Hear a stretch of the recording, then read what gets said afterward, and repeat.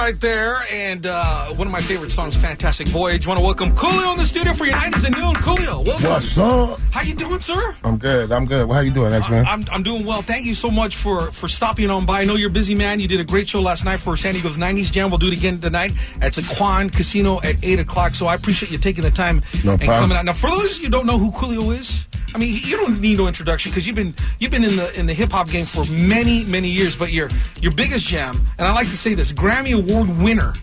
Not everyone gets an award like this for Gangsta's Paradise. Yeah. How does it feel to have that accomplishment underneath your belt? I don't know. It's just another day. It's just another day. I mean, it was kind of surreal when it happened. It didn't really hit me till like a couple weeks later. I was like, what a Grammy. Oh, damn. But like when it first happened, it was just, I don't know, man. It was, I didn't know how to take it, really. I'm from Compton, man. I never, that's something that you don't expect coming from where I'm from. But, I mean, it was a blessing. It was a blessing. Because not everyone, as a musician, everyone strives to have that recognition, for, winning that award. I mean, that's from your peers and people that listen to music. Well, I started doing music just because, I liked it. I'm the first person in my family to do anything with music. And now it's crazy because now 4 of my children do music. So you planted the seeds for the kids. Man. So it's crazy, man. And I guess it was something that was always there. It just took one person to open the door for it. So now I got cousins that's doing music, and I got a female cousin that's like 45 years old, and she's doing beats, bangers too. Really? Like, yeah, man. It's a trip. So I don't know, man. It's divine intervention. I have to say, kind of like with Gangsta's Paradise. When I wrote that, I just I heard the track playing in the studio at my manager's house, and I walked in the studio and I said, "Whose beat is this?" And the producer said, "It's just something I'm working on." And I said, "It's mine." And that was it. And I did the first couple of lines freestyle, and I sat down and I started writing it, and I never picked up the pen one time. I wrote it like I already knew it. So, like I said, I don't think I really wrote it. I think it wrote me. Once again, we're hanging out with Coolio inside the studios for your 90s at noon. He's my guest DJ, hanging out. We're talking about his big Grammy with Gangsta's Paradise. Now, that song says a lot. Right. And it sounds like it just came straight from your heart, and you just did it like that. So you already had this in your head. I think it was something. I think it was something that was in the air. It was waiting to be manifested through somebody, and it picked me. I don't know if that sound weird or nothing, but that's really what happened. That's really what happened. It just it picked me to come through. So it's kind of like it's because Gangsta's Paradise is its own entity. There was at one time I thought I had a meaning for it, what the song was, but everybody has their own interpretation of it. So my meaning means nothing. You really think that? I really think that. I mean, stuff like that happens. I mean, weirder things have happened. What have you heard about that song? People have said to you, it's like, wow, that just reminds me of my homies in the hood and me dealing with the struggle. People say it reminds me of my dad, reminds me of my mom, reminds me of my childhood. It makes me think about my brother. It brought me back from the brink of death. It saved my life. It made me get, I was in the hospital and, they played that for me every day and it made me feel better and I got well and I'm like, okay, yeah. I'm like, okay, I'm glad I could be a part of that. But I just, like I said, I'm one of those type of people, man. I've been taking it one day at a time my whole life. So, that's how I was raised. That's how I've been my whole life. I take it one day at a time. I try to plan ahead, but that's no fun. Living day by day, making it happen. Yeah, man. 90s and new with Coolio in the studio, and we got you hanging out for a little while. So we asked you a question off the radio station. If you could tell us your favorite songs from the 90s, you threw me a couple. Yeah. Nate Dogg, "Never Leave Me Alone." Why that song? Why is that on your list? Well, you get you have a lot of friends that go do time, especially you live in LA County, and you don't really get to talk to them that much because, you know, my mom had a block on the phone for sure when I was growing up. So, you know, you couldn't get those phone calls from jail, and you know that it's really expensive. Mm-hmm. And it's just, you know, I like the song because, you know, first of all, Nate Dogg passed away, and I think that was one of his best songs. And I just like the way Snoop came in on it. You know, he said he spit some. It was real. It was real. Everything he said on the song was something that I could see really happening. Like when I hear him sing it and hear Snoop rap it, I could see it. You know, it's like a movie. All right, let's check it out. Of course, hanging out with Coolio inside the studio, 90s at noon. He will be jamming tonight. San Diego's 90s Jam at Sycuan Casino. Check him out tonight at 8 o'clock. It's going to be a great show. It's a movie. I was there last night. But it's real. It's like life. Exactly. You know what I'm saying? It's real. It's truth. All right, let's check it out. Nate Dogg's Never Leave Me Alone right here inside your 90s at noon. Picked by Coolio. Yeah. All alone. You were like jamming when that song was playing. Yeah, I like that. That's awesome. That's my feel-good song right there. Do you love that the 90s are back? I mean, musically. Let me tell you something. Musically, the 90s are not back. It's not. You don't think so? I think that people are just tired of the what do we want to call this? The mid 2000s. People they're just tired of it. It has nothing to do with the 90s being back, because you know you can't come back like that. I think that the only way you could say the 90s was back is if because there's a lot of 90s artists that still do albums and they're still doing music. I'm still doing music, still making records. If radio stations and record companies started signing 90s artists again, or started playing 90s music again, new 90s music on the radio, then you could say the 90s are back. The nostalgia, damn. You know what I'm talking about. Yeah, I know what you're saying. The mystique. Okay, let me do another word, because I can't say that. This is too early. The mystique of the 90s has returned to the forefront of people's minds, and that's what it really is. People are starting to realize that, damn, I missed that. I missed that stuff. I missed the reality and the realness and the richness of people's voices back then. Because now, look, all these cats sound like everybody's whiny now. That, you know, back then as an MC, the only person I can remember that was allowed to whine was MC Milk and MC Shan. They was the only people that had really light voices like that. Everybody else had a deep voice like mine, or had some richness to their voice. Only a few people could get away with it. Now, I mean, six out of every 7 rappers has a higher pitch, or they rap in a higher pitch. Most people don't even rap in their natural speaking voice anymore. So, you know, Rakim started that. You know, people, you know, rapping in their natural speaking voice, and it became a trend, and it became the thing to do. And then Melly Mel began the time of reality rap, when you started rapping about things that was really going on around you with the message. And that was the prevalent thing for a long time. And then, you know, there was some you know, disconnected rap, and some non-reality rapper that was just make believe and fantasy. PM Dawn, you know, PM Dawn, but they still had a lot of richness to their voice. Now he had a higher pitch when he sang, but when he rapped, he still, you know, he sounded like a man. Mm-hmm. So I think that's the thing that people miss. You know, you say that the 90s aren't back, but the kids are calling it throwbacks these days. I mean, well, the kids don't know no better. See, this is the thing. This is the thing about these kids. Educators. They don't really know who we are. They know the music because they hear it on the throwback stations, or they hear their parents play it, and they just catch it every now and then.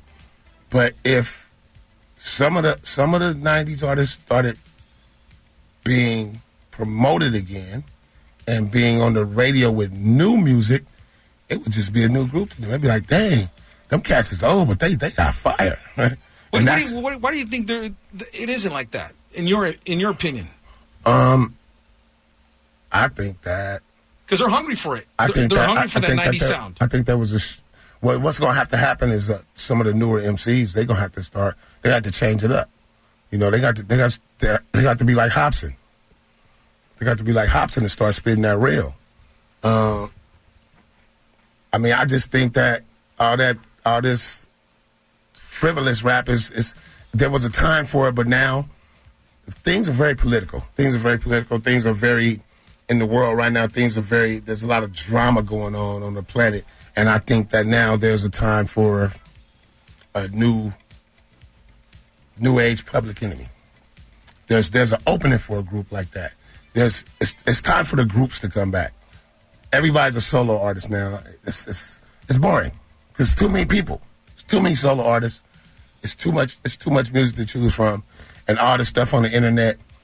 You know, it's too much garbage out there, and that somebody needs to take control. The radio stations and the record companies need to make a conscious effort to sign quality artists with quality music and people that's talking about something that can help people. Because look, it's okay for people to give people what they want, but you know how that is. If you give somebody too much of what they want, what do? They crash and burn, or they need to go to rehab. At the same time, when you give people what they want, you have to give people some of what they need. The balance is off, and that's why the scales have been tilted, and that's why everything is so.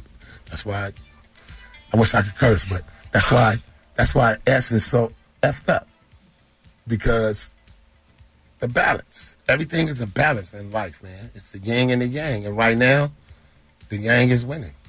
There you go. Coolio, we're speaking hip-hop education, his thoughts on the music industry, and basically hanging out with him. Now, we're going to go ahead and play your next song. You picked SWV as one of your favorites. Yeah, why this song? This is my favorite R&B girl group because they epitomize what the 90s was. Them and En Vogue. I could have picked En Vogue, too. And maybe I should have been more politically correct since they're on the show with me tonight, but I had to keep it real. Plus, you know, I kind of fancied, you know, somebody from SWV. I ain't gonna tell you who, but I kind of fancied her. I was married at the time, so I couldn't act on it, but I was looking, and I was on tour with them, so I had opportunities, but I just, you know, I was a good guy. You're a faithful man. Yeah, somewhat. Somewhat. I ain't gonna, you know, I'm not gonna tell myself, but I ain't gonna lie either. All right. Shaka Zulu, man. There you go. Coolio Week SWV right here inside your 90s at noon. It's Coolio's pick right now. Plus, this song make me weak, too. Magic Night 2.5, your 90s at noon, hanging out with Coolio in the studio tonight. You could see him perform at Sycuan Casino for San Diego's 90s Jam. Of course, En Vogue on stage as well. Naughty by Nature, All for One. Yep. Thank you so much for coming on and hanging out, talking about the music, educating us about the hip-hop, culture. We are live on Facebook. Yeah, you've been going nonstop on Facebook right here. Yeah, we are live on Facebook. So, y'all, you know, if y'all want to learn something, you know, you might want to go. Might want to go to the site, go check it out. Yeah, all my homies out there, y'all know what my Facebook is. I can't give out my personal Facebook, but you know, it's on my personal Facebook, and it's also on the 92.5 Facebook. So go check that out, and you know, learn something about life, because it's real. You know what? I consider you breaking into the mainstream, one of the premier artists in the hip hop genre to do that, showcasing hip-hop to the masses. How tough was it for you as an artist to do that? Bro, it's still tough for me. I'm so underrated as an MC, bro. Why do you think that is? I don't know, man. I think it's because I think I'm too real. I mean, I don't pull no punches. I tell the truth, and a lot of people don't like me for that. People like fake people. People like people that are like themselves. And you know, it's a lot of fake people in the industry, and my reality is too real for most people because I tell the truth. When you're not supposed to tell the truth, you're supposed to sugarcoat everything. I will not do that. That it hurt me. I was going to say that hurt you. Then. It hurt me. It hurt me. It hurt me in my career. You know, I could have made a lot more money if I was fake, or if I had been playing the game the way they wanted to be played. I mean, I think I started off playing the game like that. And then at some point, reality kicked back in, and I was like, "Wait a minute, hold on, this is not me. I can't. What am I doing?" I gotta. My family keep me in check. My friends, man, they don't care. They don't care about Coolio, bro. I'm still, my homies in my neighborhood. They call me old man. That's my neighborhood name. They don't care about that Coolio stuff. And my family call me Boo. Before the word Boo was popular. I mean, I've been Boo since I was a little boy. So, they keep me real. They keep me grounded. My kids keep me grounded. And with that being said, I could say, I could have made more money, but I couldn't have had more fun, and I couldn't have had a better life and a better lifestyle. Had I took that other route, I probably wouldn't be sitting here right now. You say you're real, and you've been grinding since the late 70s in the music industry, and you had your ups and downs. Yeah. You've had your issues, but you're standing tall today. Yeah. Congratulations for that. I look good. I mean, you're a chef. You've been on TV. I'm 53, but I got the heart, liver, kidney, and sexual function of a 29-year-old. You know what I'm saying? You better watch your girl around me because, she might start touching on me and stuff. and I'm just telling you the truth. That's how he was on stage last night. Speaking of the stage, live musicians. Yeah. Why'd you do that? I mean, that's something different that you don't see hip-hop artists doing these days. Because it allows you more room to do more things. You can make a mistake, and nobody will never know because the band just keeps playing, and they just go with the flow. Plus, I think that if you're live, I mean, and hip hop was created for having a DJ, but right now I don't have a great DJ anyway. My last DJ stole my gold turntables that I got from Technique that they gave to me, stole them, and he sold them to this dude that worked for Def Jam. And Fatbox, I'm talking about you, Buster. Stole my turntables. That's why I don't like you no more. And now you know. I be going hard on him on Facebook. He tried to friend me on Facebook. I friended him for a day, then I banged on him, and then I blocked him. Anyway, he stole my turntables, man. I'm still upset about that. And when I see you, I'm going in your pocket. Anyway, so he's being real. And so, real talk though. It's just, I don't know. For me, it works better for me. I just like the band, and I got a good band, and they can play. They sound like the record. That's why a lot of hip hop artists don't use a band because they don't have musicians that could recreate their sound. Because a lot of the sounds that are in hip hop are not natural musical instrument sounds, but a lot of my stuff was thanks to DJ Wino, my original producer. I'm talking about the cat with the big afro. He created my sound, and he made my sound more live, and that's why I'm able to do it. I'm able to get away with it. All right. Once again, Coolio, you could hear him tonight. You could watch him on stage with the live band, live musicians doing their thing. 90s Jam at Sycuan Casino. Tickets are still available. Coolio, thanks for stopping by. No problem. Hey, listen, real talk. Listen, yes. Every group, Naugthy, En Vogue, All For One, they have not lost a step. I'm talking about they sound like the record. They sound more like the record than the actual record. My voice kind of hoarse, so I might not sound exactly like the record right now, but maybe by tonight I'll be all right. but anyway, if you want to hear some real stuff, if you like these groups, you need to come down and come check it out. We were not sold out last night, and I'm not happy about that. It got thicker as the night went on.